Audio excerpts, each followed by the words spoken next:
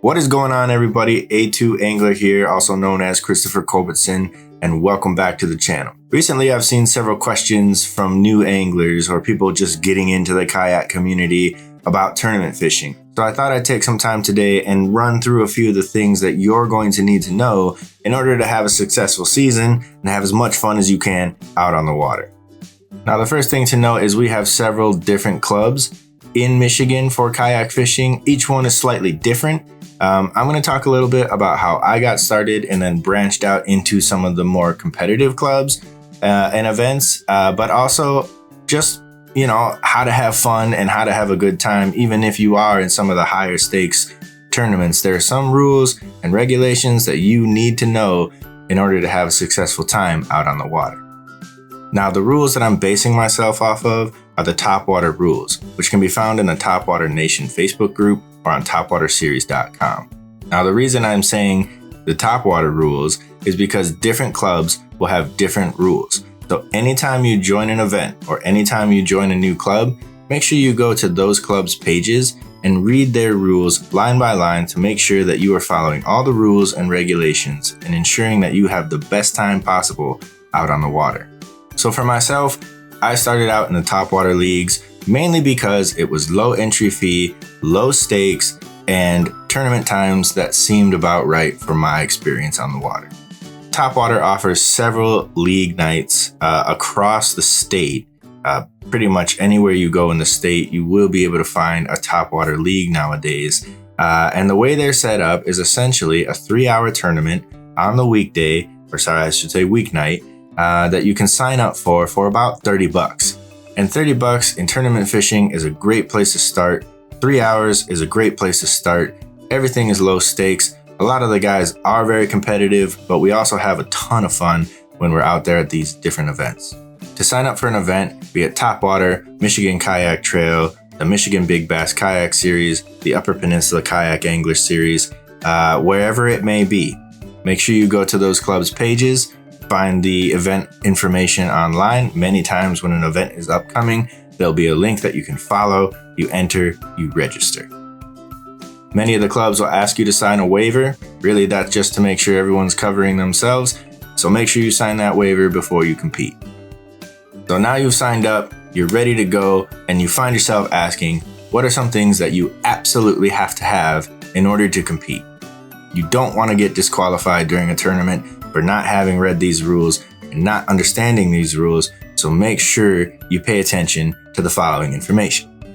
Hands down, the most important thing in kayak fishing is your safety and your life, which is why every single club is going to mandate that you have a PFD, a personal flotation device. Now be careful, because some people I've seen come out with a belt flotation device, and many clubs will say that that's not good enough. Almost all clubs nowadays are asking that you have a certified PFD. There's many different companies out there. Mine is the NRS Chinook. The next thing you'll need is a fish measuring board. Now, this measuring board seems to be the way that most tournaments and most tournament directors are going. This is the Catch measuring board. You can get these at catchproducts.com. I believe this is the Catch Carbonate. There's also some really sick aluminum made ones that are different colors. All the Catch boards, whether you have the Catch Carbonate or an aluminum model, all the measurements are exactly the same. And that way we eliminate any guesswork for measuring your fish. Almost, if not all, tournaments are catch photo release formats, meaning when you catch a fish, you photograph them on your measuring board with an app, upload your submission to the directors, make sure that it goes through, and release the fish. Almost all Michigan-based kayak clubs and others will require you to have a tournament tag. I got mine at bluefoxgifts.com. The reason being is that this is an aluminum tag. I can use a little bit of bug spray and wipe off the codes. Every single tournament that you fish will have a code for the most part. Some tournaments use like wristbands, some tournaments use their own cards, but almost all tournaments will require you to have some form of tournament identification. They'll need to have your name on it and a special unique code. You can also print off paper tournament tags for use in tournaments from different clubs' websites. The tournament tag is important for a couple different reasons. One, it identifies the angler that's submitting the fish. The other reason is because these tournament codes are often released either right at the launch or the night before a tournament. Each code is unique to each event. Sometimes tournament directors, like at league nights, will ask everybody for a letter or a number, and the group will decide on the 4-digit code. In other tournaments, the 4-digit code will be released the night before, and really what it does is it prevents any shithousery from happening. You can't go out, catch a fish, measure it, take a picture of it, and kind of save it if you don't have the code. So the code is very important because it basically is keeping everybody honest that the fish that they're catching are coming from these different events. I should also note that it's very important to keep this tag visible when you're taking pictures of your fish. Not only are judges looking for proper measurement of fish, but also proper use of your tournament tag. If one number or any bit of this tag is covered or hard to see, a judge may deny your fish. When you're uploading fish, you'll need to use your phone. However, be very careful to check which tournaments allow you to take pictures with your phone or submit fish through an app. There are several different apps you may need if you're fishing different tournament series. You may need the Tourney X app, you may need Fishing Chaos app, you may need the Topwater app, and sometimes you may just be able to take a picture on your phone and upload it later, or turn that picture into a tournament director at check-in. So be very careful that you know exactly which platform each club is using so that you can have the best time on the water, catch your fish, and have them all count. It's very important that when you're measuring fish, you look at the rules and read the rules about the measurement of those fish. There are several things that can have fish denied, and there are several things that can get you fish deductions based on your measurements. When you're measuring your fish, ensure that your picture looks like the pictures provided by the tournament directors and the series pages. Now, let's talk about the actual kayak. The kayak can really be anything. I've seen dudes on all sorts of contraptions of kayaks. You can be in a $1,000 Hobie, you can be in a $50 garage sale kayak. It really doesn't matter what kayak you're in. However, there are some specifications to the things you can add to your kayak, and I think length and boat specifications should be all outlined in the different rules. All of those crafts, however, do need to be visible, and so you will have to purchase a 360 light so that you're visible at all times, especially in low light situations. It's also a good idea to have a whistle on you. Mine is inside of my PFD. Should you ever need it, you need to have that whistle as well on your boat. Now you'll have to look at the different series and the different events and the different event details in order to get a better idea of what I'm going to cover next. However, most tournaments follow a similar format. There will be a specific time for a captain's meeting. Many of the captain's meetings are recorded and you watch them, or they're given live. Sometimes they're posted on the page as a paragraph of things to keep in mind during the day.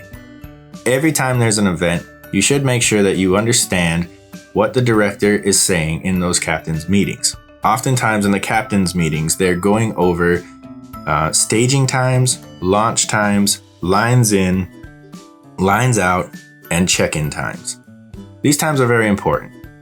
If you're staging before a time that allows you to stage, you may be disqualified. So make sure you're paying attention to what time you can stage. Some tournaments will let you stage however long it takes for you to get ready and put all the accessories onto your kayak, get everything you need ready to go before you launch. Some tournaments will say that you can't do that and you can't prepare your boat until a specific time. So be very careful that you check that. Now there are some series too that will tell you when you can put your boat in the water. This is not quite launching, because launching is essentially when everybody's staging in an area, and sometimes you can stage and put your boat in the water and wait within a certain distance from the dock. It's not a big distance. Everybody kind of just clumps up together and talks, and everyone's nervous and, you know, messing around with each other. This is a great time to tell Polens that we're going to beat them for AOY this year. But then once you're staged, you can launch. Now the launch time is when you can leave that dock and go to your fishing spot 4 lines in. Sometimes you'll get to that fishing spot before lines in, and you have to wait until lines in time.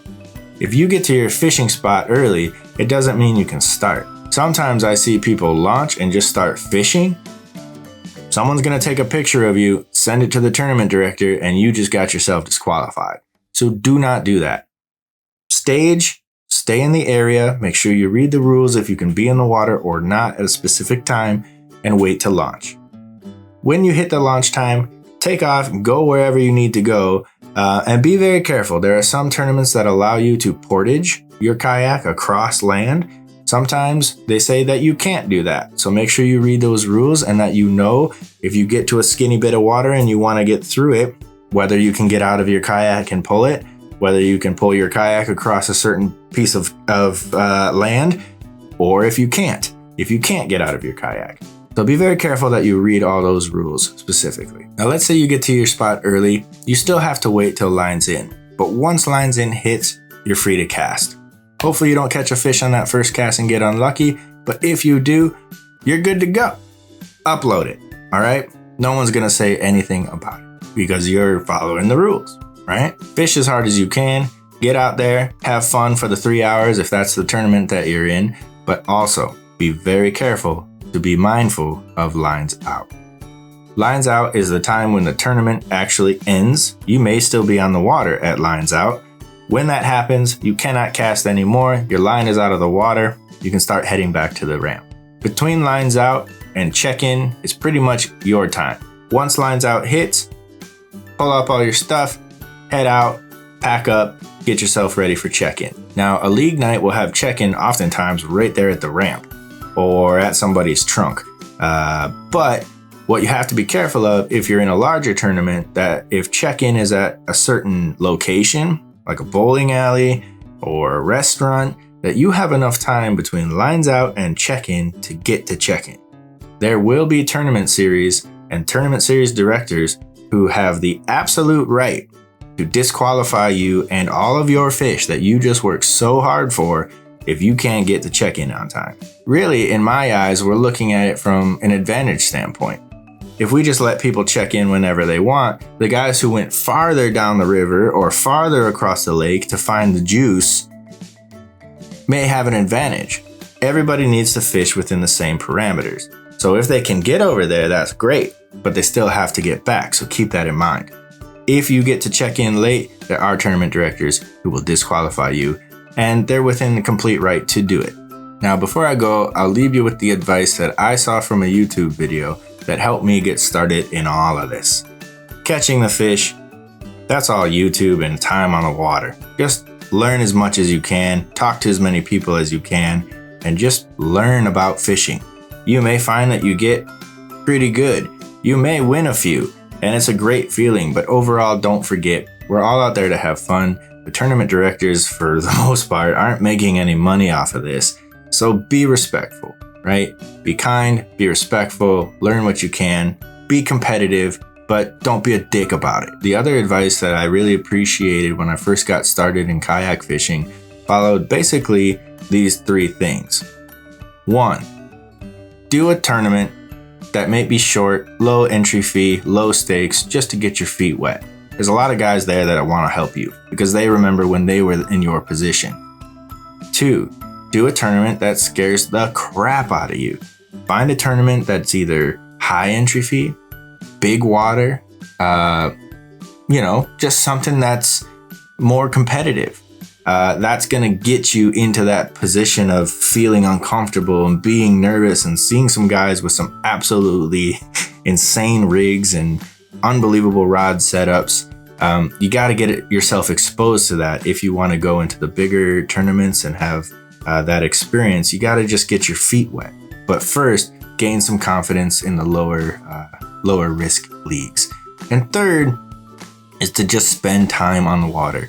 You can talk to as many people as you want, you can read as many blogs, you can watch as many YouTube videos as you can, but none of that is really going to help you become a better angler unless you're practicing it on the water.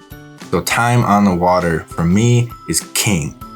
Learn as much as you can, talk to as many people as you can, but spend time out on the water. Even if you're not tournament fishing, practicing, taking photos of your fish, practicing, getting fish into the boat as quickly as you can. It's just a different pace than when you're fun fishing. Now, there's a lot of tips and tricks and a lot of unwritten rules that I haven't gone over. If you've enjoyed this, let me know, drop a comment. If you want me to cover things like tournament etiquette or tips and tricks for how to get that fish calm and taking photos of that fish. I can talk a lot about the little things that I've learned as a kayak tournament angler that have helped me become successful. I've had some pretty decent success in a very short amount of time in this sport, and it's really only because I am very, very meticulous about trying to get as much out of a single moment as I can. So I'm happy to talk about that, happy to share that with you if that's something that you're interested in learning about. Now, I know I forgot something, so this is really just to get yourself started in the game. Make sure you go and check out the different clubs in Michigan. For me, Topwater Nation, they run the Topwater League series. Michigan Kayak Trail runs a normally on the weekend, day-long series. They're pretty competitive, and I enjoy going there as well. The Michigan Big Bass Kayak League has a very interesting format. Most tournaments are 5 fish, your best 5 fish lengths. The Michigan Big Bass Kayak League, you fish for that one giant bass for a full day, I think it is. And that's a lot of fun. Haven't done as many of those, but I'm looking forward to getting into that. And the Upper Peninsula Kayak Anglers, if you're in the UP, or even if you want to travel to the UP with a bunch of buddies like we did last year, they hit some really incredible different waters. And it's just wild. So you can really go anywhere you want in Michigan, find a club, fish it, and I hope you get into it. I hope you enjoyed this video. Please subscribe, please share it, and we'll see you later. Peace.